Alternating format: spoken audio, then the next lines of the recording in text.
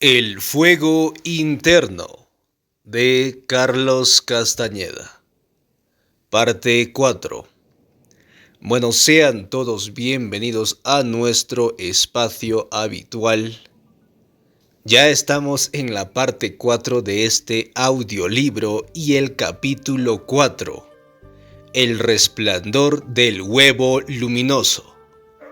Pues sin más que decir, vamos a ello. Capítulo 4. El resplandor del huevo luminoso.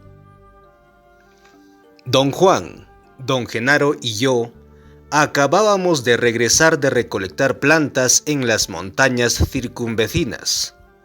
Estábamos en la casa de don Genaro, sentados a la mesa, cuando don Juan me hizo cambiar niveles de conciencia.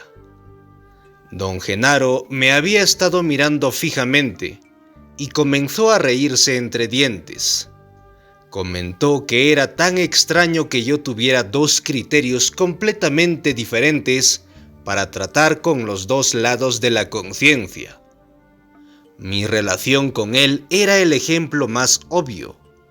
En mi lado derecho, él era el respetado y temido brujo don Genaro, un hombre cuyos actos incomprensibles me encantaban y a la vez me llenaban de un terror mortal. En mi lado izquierdo, él era simplemente Genaro o Genarito, sin un don añadido a su nombre, un vidente simpático y amable, cuyos actos eran totalmente comprensibles y coherentes con lo que yo hacía o trataba de hacer. Concordé con él y agregué que en mi lado izquierdo, el hombre cuya mera presencia me hacía temblar de pies a cabeza era Silvio Manuel, el más misterioso de los compañeros de don Juan.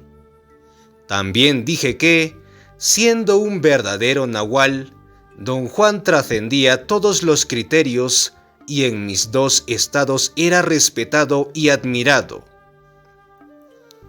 ¿Pero es temido?, preguntó Genaro con voz temblorosa. Muy temido, interpuso don Juan hablando en falsete.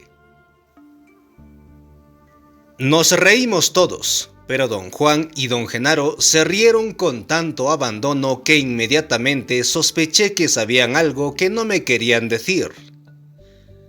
Don Juan parecía leer mis sentimientos.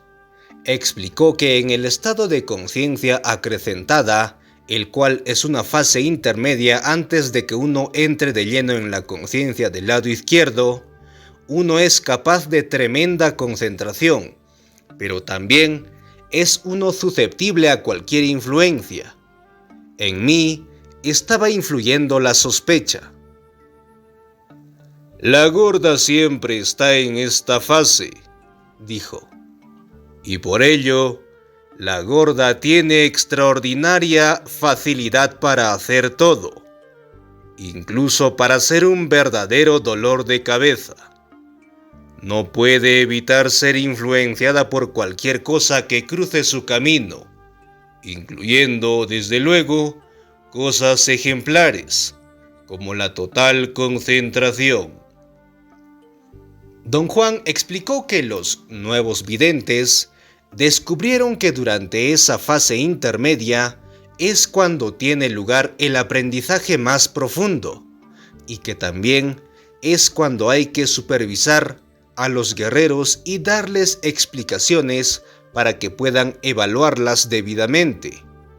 Si no reciben explicaciones antes de entrar por completo en el lado izquierdo, llegan a ser magníficos brujos pero malísimos videntes, como les pasó a los antiguos toltecas. Dijo que, en especial, las mujeres guerreras sucumben a la atracción del lado izquierdo. Son tan ágiles que pueden entrar en él sin necesidad de explicaciones y sin esfuerzo alguno, de una forma tan fácil que las perjudica la mayoría de las veces. Después de un largo silencio, Genaro se quedó dormido y don Juan siguió hablando. Dijo que los nuevos videntes habían tenido que inventar cierto número de términos para poder explicar la segunda verdad del estar consciente de ser. Su benefactor había cambiado algunos de esos términos, y él había hecho lo mismo. Los videntes creían que no importaba en absoluto cuáles términos se usen siempre y cuando las verdades hayan sido verificadas, viéndolas. Me interesó muchísimo saber qué términos había cambiado él, pero no supe cómo plantear mi pregunta. Él entendió que yo dudaba de su derecho o habilidad para cambiarlos, y me explicó que si los términos que proponemos se originan en nuestra razón, solo pueden comunicar el sabor mundano de la vida diaria. Por otra parte, cuando los videntes proponen un término, es ostensible que ese término se origina en su capacidad de ver, y por lo tanto, es una expresión de todo lo que los videntes pueden alcanzar. Le pregunté por qué él y su benefactor habían cambiado ciertos términos. Es un deber del nahual buscar siempre mejores maneras de explicar, contestó.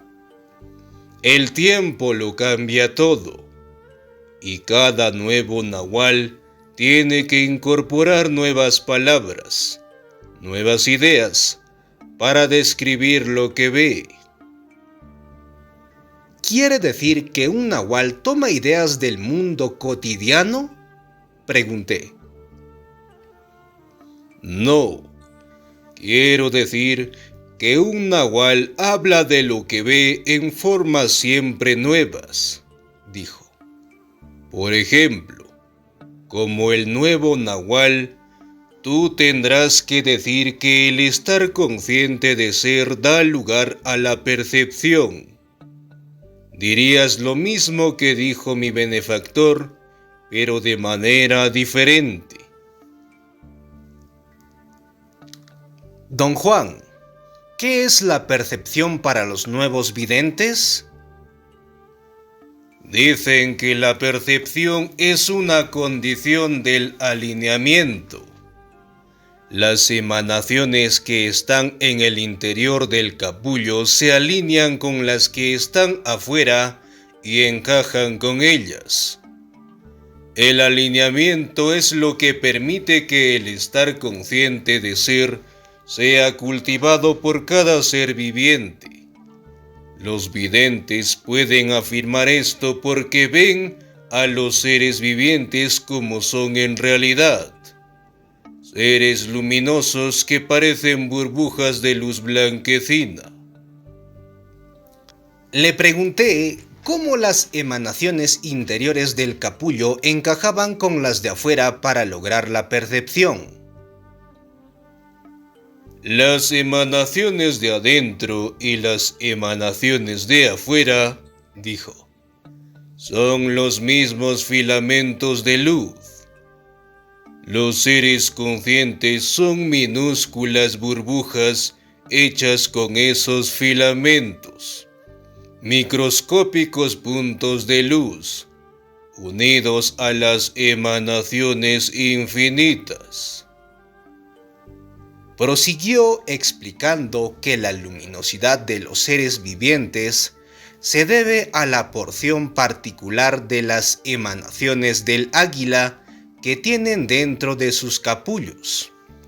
Cuando los videntes ven la percepción, son testigos de que la luminosidad de las emanaciones que están afuera intensifican la luminosidad de las emanaciones que están dentro de los capullos. La luminosidad exterior atrae a la interior, la atrapa, por así decirlo, y la fija. Esa fijación es el estar consciente de ser. Los videntes también pueden ver cómo las emanaciones exteriores ejercen una presión particular sobre las emanaciones interiores. Esta presión determina el grado de conciencia que tiene cada ser viviente. Le pedí que me aclarara cómo las emanaciones del águila que están afuera del capullo ejercen presión sobre las interiores. Las emanaciones del águila son más que filamentos de luz, contestó. Cada una de ellas es una fuente de energía ilimitada. Piénsalo de esta manera. Puesto que la minúscula porción de las emanaciones que están dentro del capullo es igual a una minúscula porción de las que están afuera, sus energías son como una presión continua. Pero el capullo aísla las emanaciones que están dentro y de esa manera dirige la presión. Ya te he dicho que los antiguos videntes eran maestros del arte de manejar la conciencia de ser, prosiguió. Ahora, lo que puedo agregar es que eran maestros de ese arte porque aprendieron a manejar la estructura del capullo del hombre. Te he dicho que ellos desenredaron el misterio del estar consciente de ser.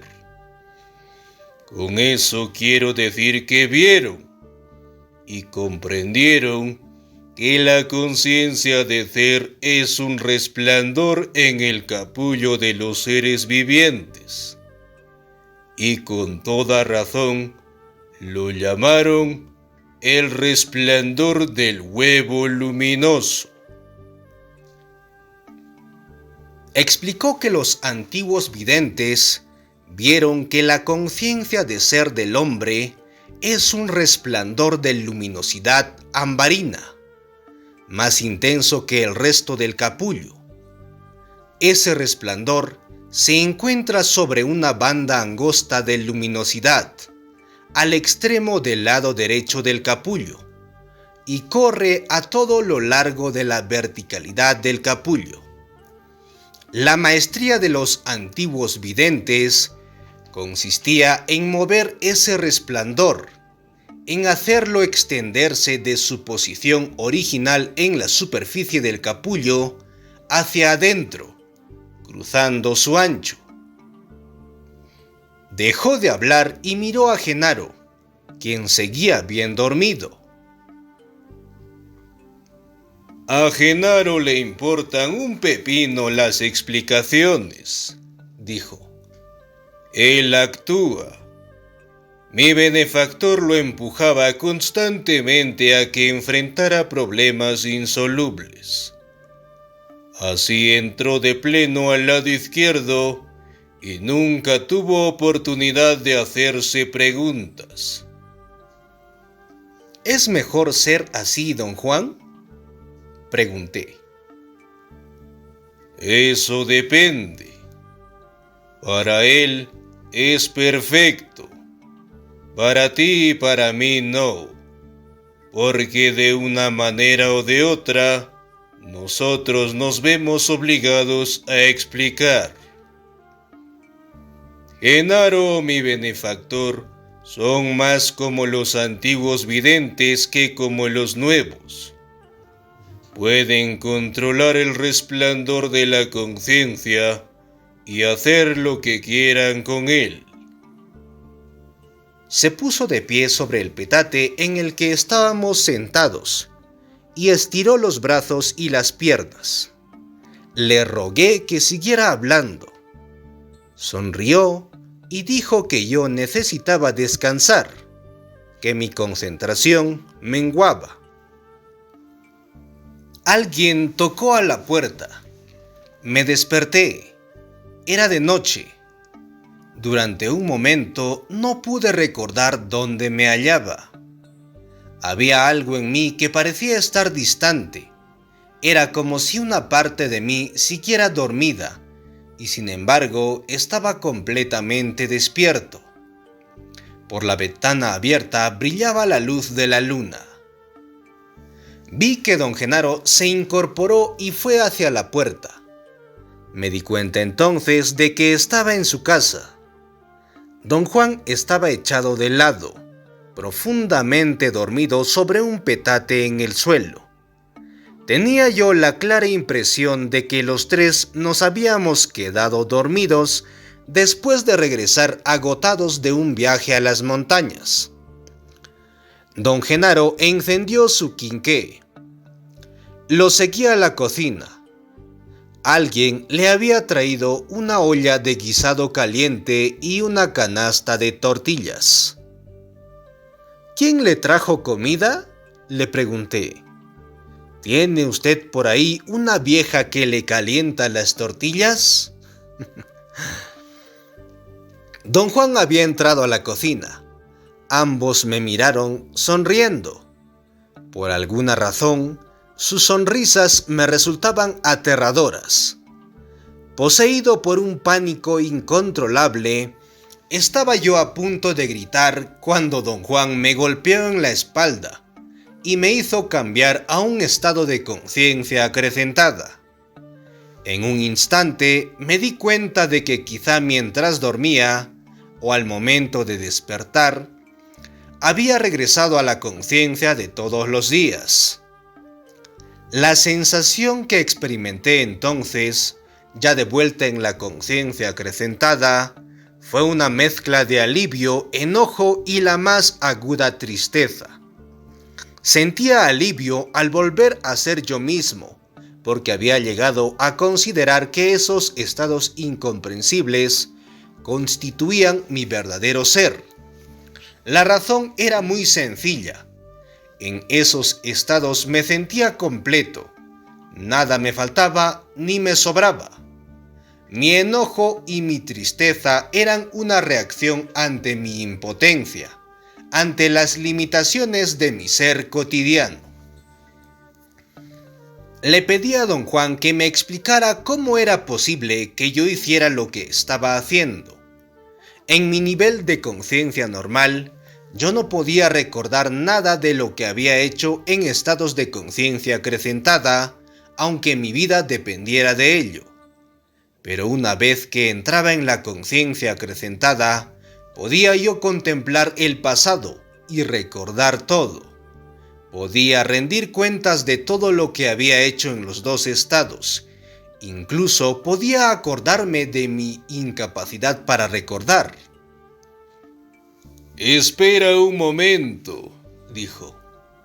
«Aún en la conciencia acrecentada todavía no recuerdas mucho. Más allá de ella hay infinitamente más. Y tú has estado ahí muchas veces. Ahorita no puedes recordar todo lo que has hecho en ese más allá, aunque tu vida dependa de ello». Tenía razón. No tenía la menor idea de lo que hablaba. Le rogué que me diera una explicación.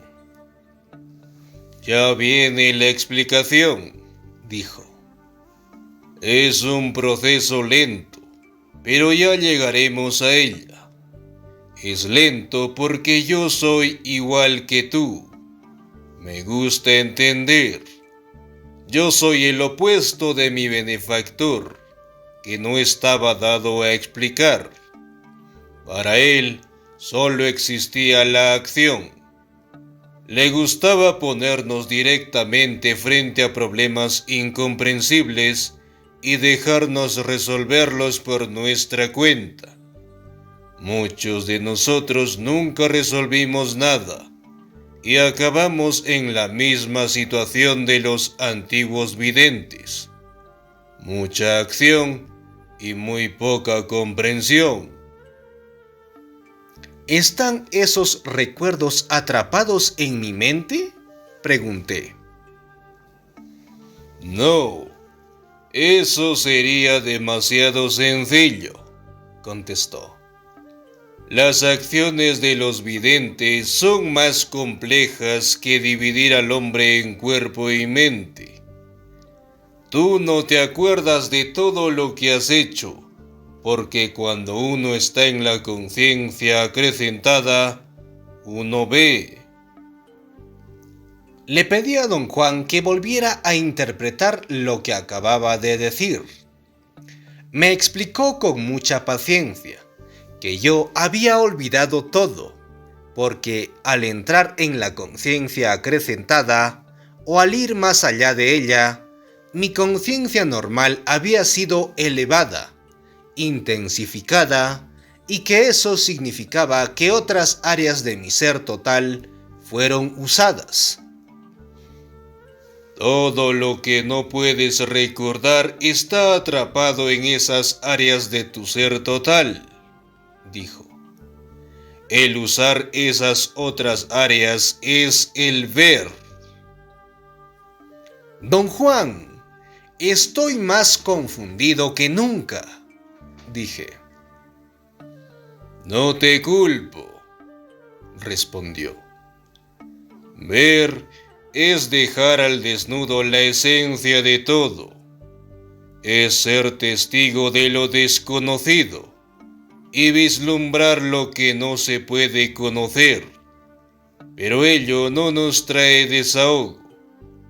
Generalmente, los videntes se descalabran al ver que la existencia es incomprensiblemente compleja y que nuestra conciencia cotidiana la difama con sus limitaciones.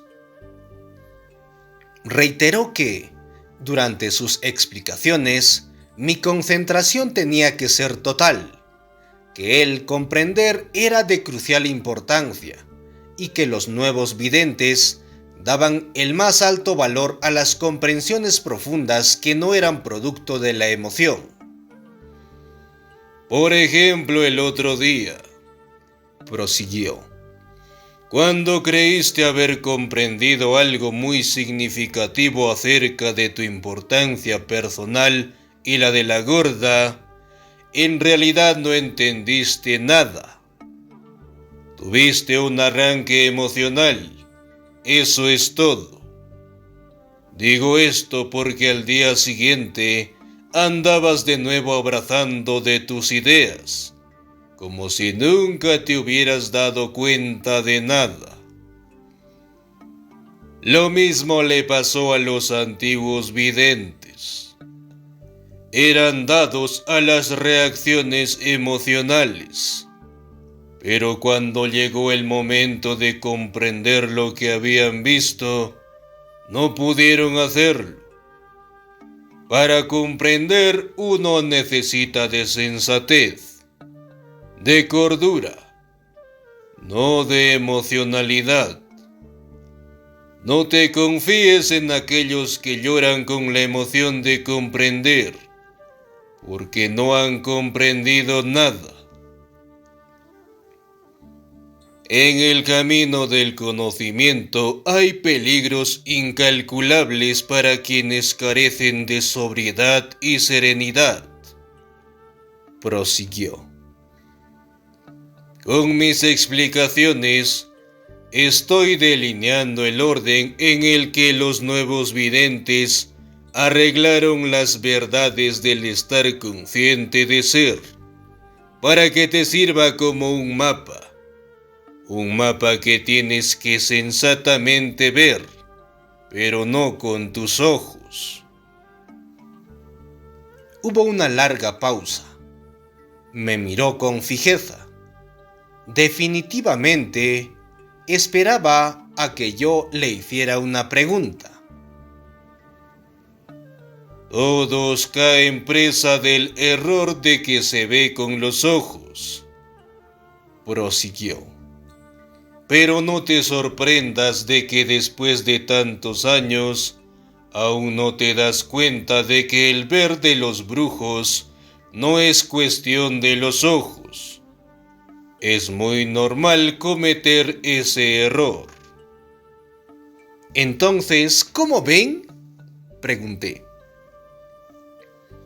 Contestó que ver es alineamiento, y yo le recordé que me dijo que la percepción es alineamiento. Explicó que alinear emanaciones que se usan rutinariamente es la percepción del mundo cotidiano, pero alinear emanaciones que nunca se usan es ver. El acto de ver, siendo resultado de un alineamiento fuera de lo ordinario, no puede ser algo que uno simplemente vea con los ojos. A pesar del hecho de haber visto incontables veces, yo había sucumbido a la manera en que se clasifica y se describe el ver.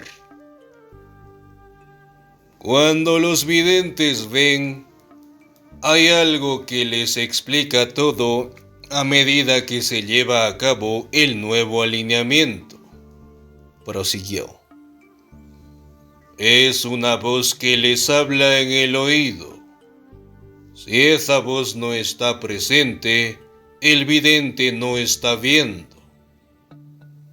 Después de una pausa momentánea, siguió explicando que sería igualmente falaz decir que ver es oír, pero que los videntes habían optado por usar la frase «la voz del ver» como norma de un alineamiento fuera de lo común. Dijo que esa voz era algo extremadamente misterioso e inexplicable. Mi conclusión personal es que la voz del ver pertenece solo al hombre, dijo.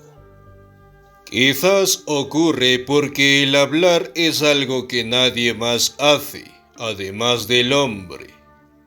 Los antiguos videntes creían que era la voz de una entidad de increíble potencia íntimamente relacionada con la humanidad, un protector del hombre.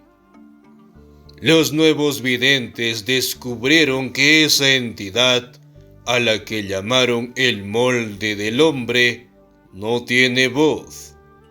Para los nuevos videntes, la voz del ver es algo incomprensible. Dicen que es el resplandor del estar consciente de ser que toca las emanaciones del águila como un arpista toca el arpa.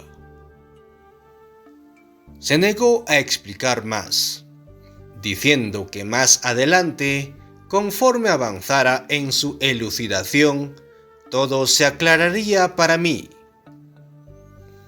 Mientras don Juan hablaba, mi concentración había sido tan total que realmente no recordaba haberme sentado a la mesa a comer. Cuando don Juan dejó de hablar, me di cuenta que su plato de carne guisada estaba casi vacío. Genaro me miraba fijamente, con una sonrisa radiante. Mi plato estaba frente a mí sobre la mesa, y también estaba casi vacío. Ya solo contenía un pequeño residuo de guisado, como si en ese momento acabara de comer. Y yo no recordaba haber comido, pero tampoco recordaba haber ido a la mesa o haberme sentado. ¿Te gustó la comida?, preguntó Genaro y miró hacia otro lado. Le dije que sí, porque no quería admitir que tenía problemas para recordar.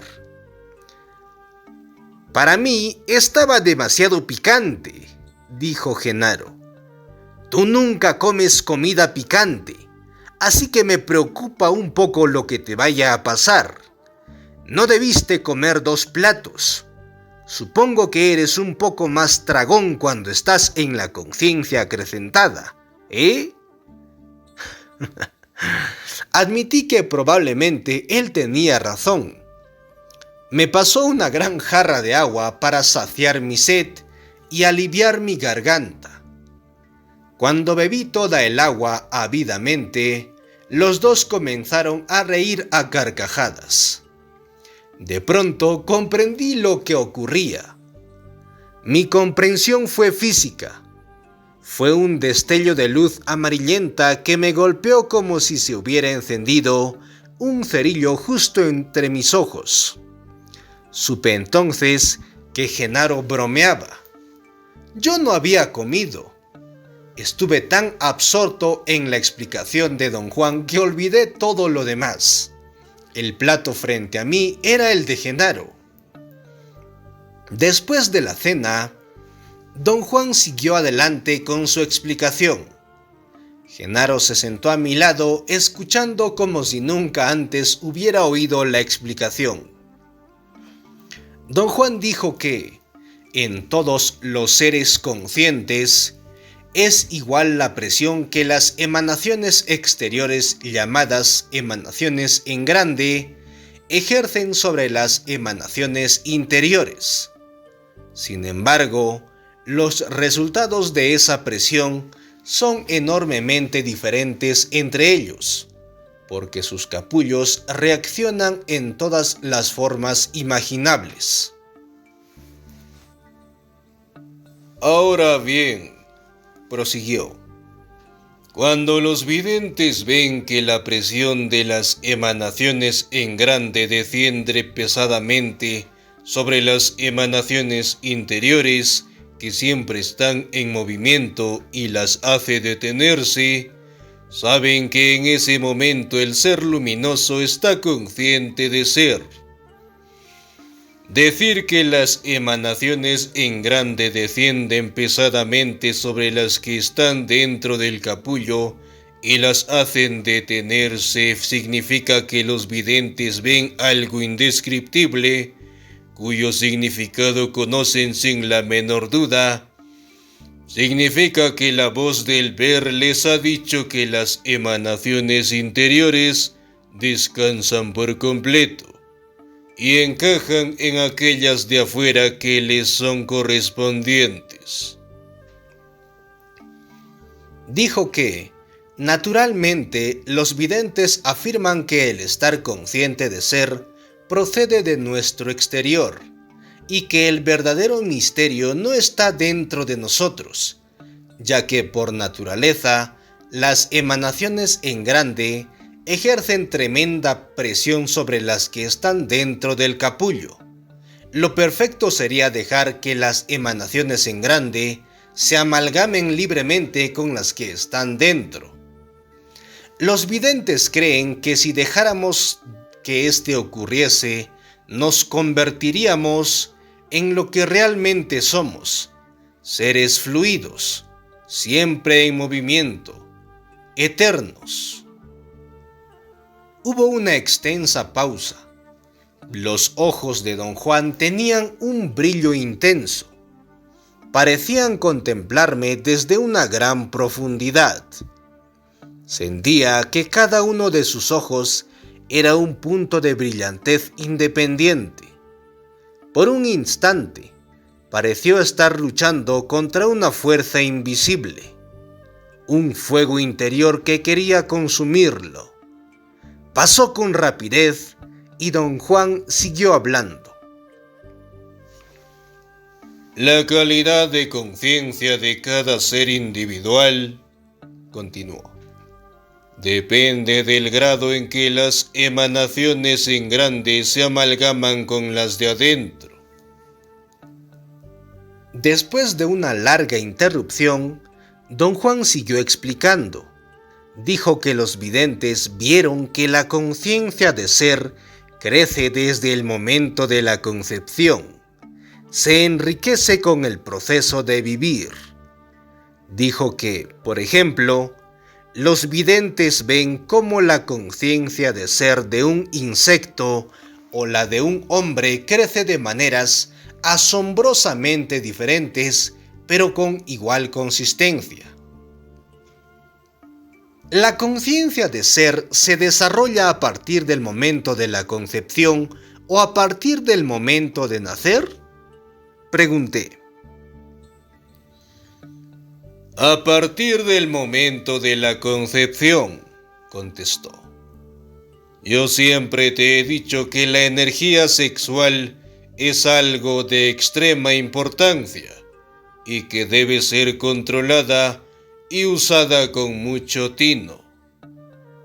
Nunca te gustó esa proposición porque ¿Crees que yo hablo de control en términos de moralidad? Control para mí significa el ahorro y la recanalización de la energía. Don Juan miró a don Genaro, y él asintió con la cabeza. Genaro te va a contar lo que decía nuestro benefactor, el Nahual Julián, acerca del ahorro y la recanalización de la energía sexual, me dijo don Juan.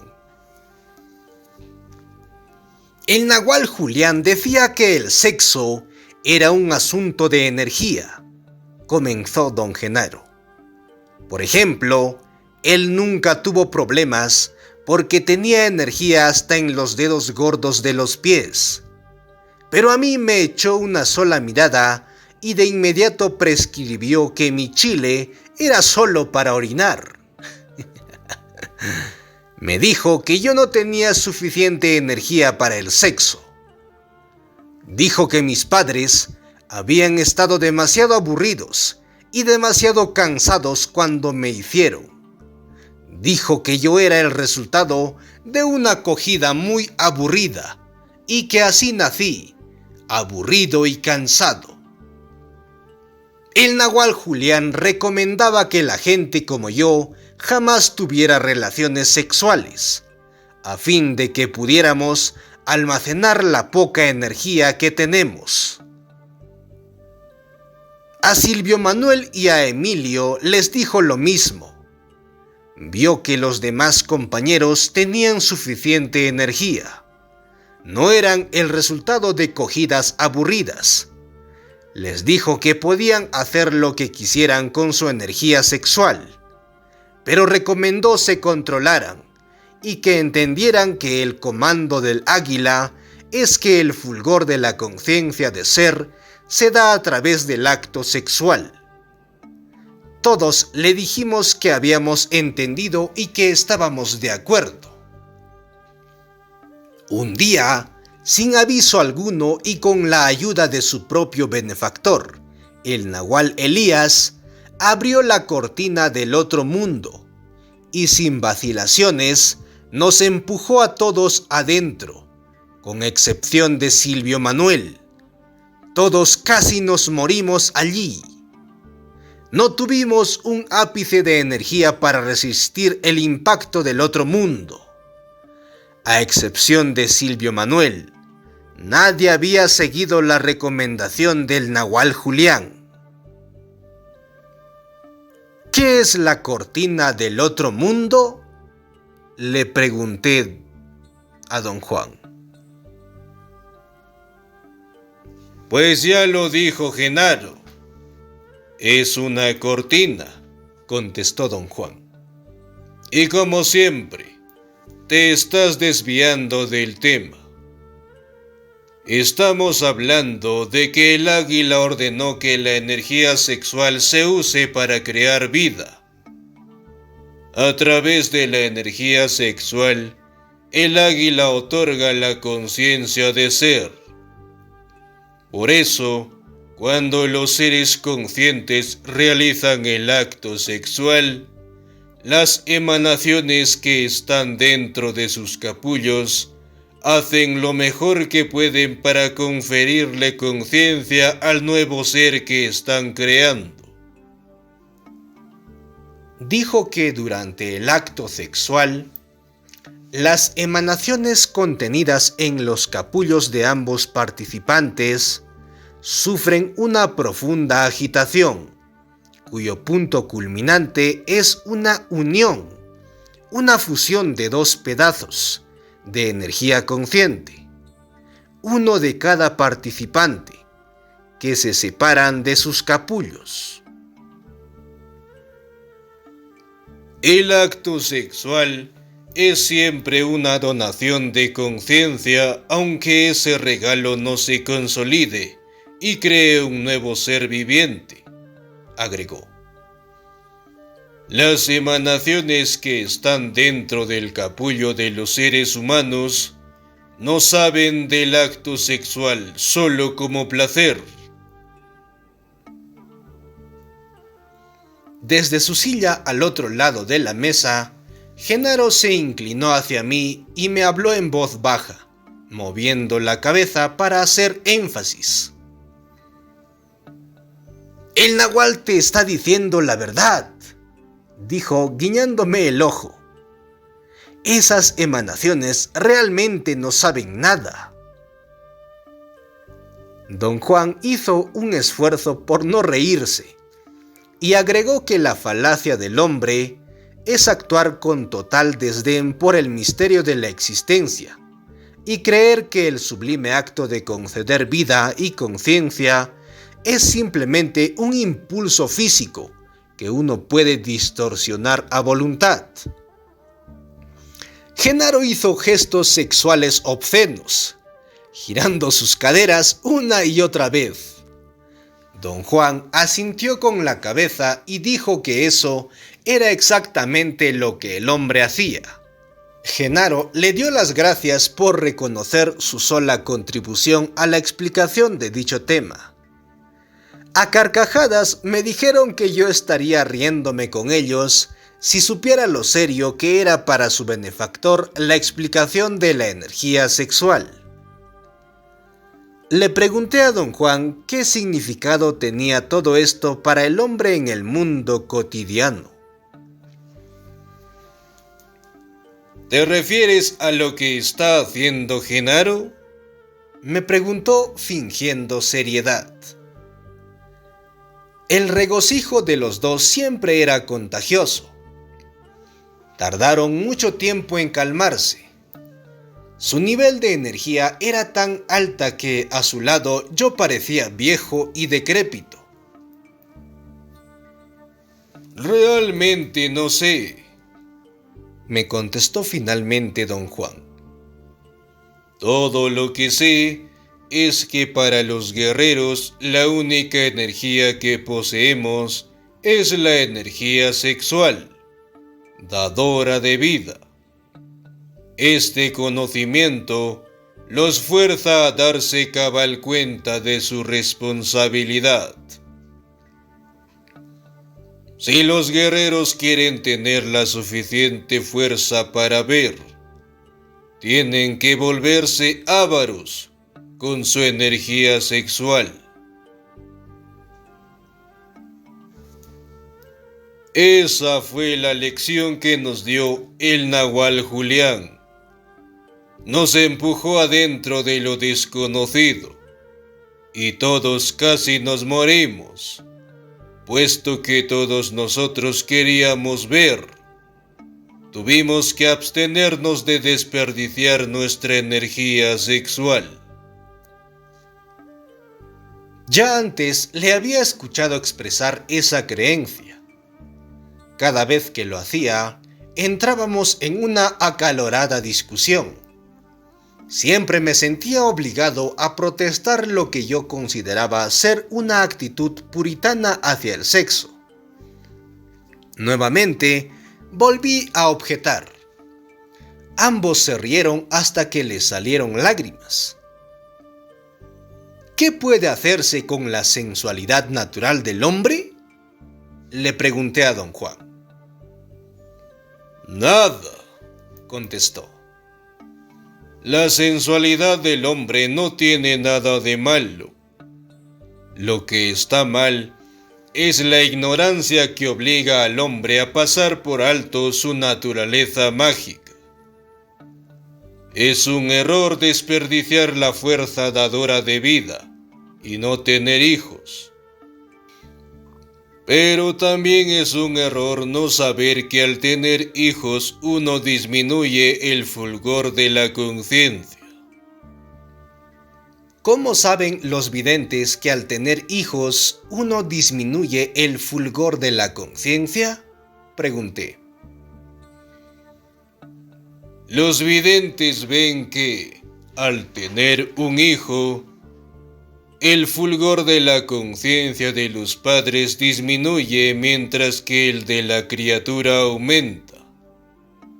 En algunos padres débiles y nerviosos, ese fulgor desaparece casi por completo.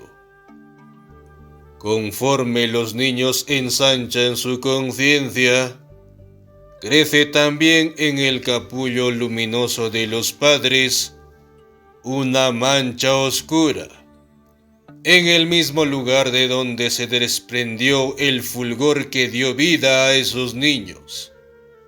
Generalmente está en la parte media del capullo. A veces, esas manchas incluso pueden verse como si estuvieran pegadas al cuerpo. Le pregunté si había algo que se pudiera hacer para darle a la gente común y corriente una comprensión más equilibrada de lo que es el fulgor de la conciencia. No se puede hacer nada, dijo.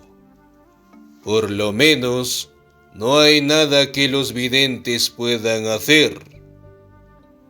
Los videntes aspiran a ser libres, a ser testigos sin prejuicios, testigos incapaces de juzgar.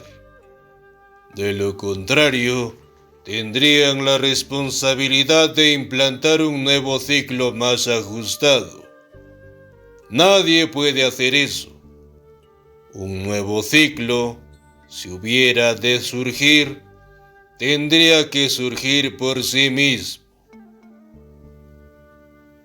Fin del capítulo 4 y fin de la parte 4.